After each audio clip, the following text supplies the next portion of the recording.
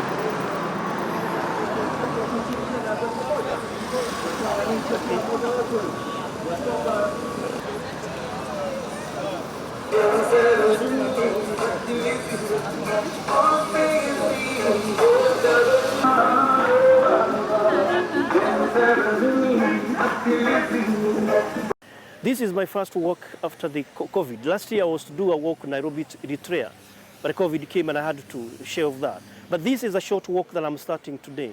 It's going to be 320 kilometers, Nairobi to Amboseli.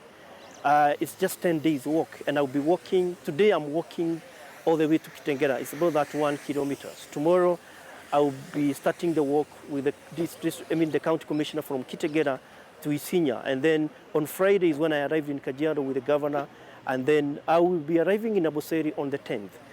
And this walk actually comes in to commemorate the World Elephant Day, which will be celebrated on the 12th of August when I'll be finishing the walk in Amboseli. And we'll bring other stakeholders, the Amboseli Elephant Trust, the Amboseli Ecosystem Trust, all the stakeholders, tour operators that are even here will also be joining me there as we mark the elephants and the Elephant Day. And I say that why elephants? Elephants are keystone species. We call them flagship species. they are the point for conservation. And we say why we conserve elephants.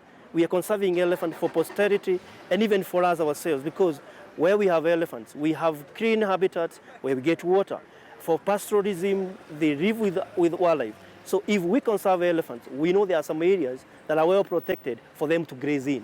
So it is a mandatory call for humanity to preserve and conserve wildlife, because they answer some of our problems that we are experiencing every day. The reason behind this campaign was looking at the population of elephants.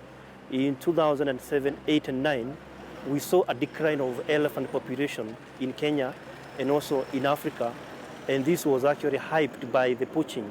2013, I went to the US. I was given a chance to go to the US for a conference, and I walked from Massachusetts to Washington, D.C.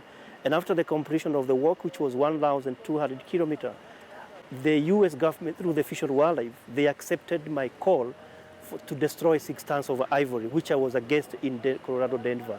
2016, Her Excellency the First Lady flagged me off.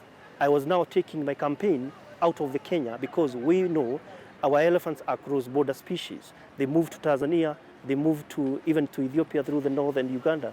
So I chose to do an East Africa walk, and she flagged me off from from KICC, and I went all the way to Dar es Salaam, Morogoro, all the way to Kampala. And in 140 days, 41 days, I finished the walk here in Kenya Wildlife Service.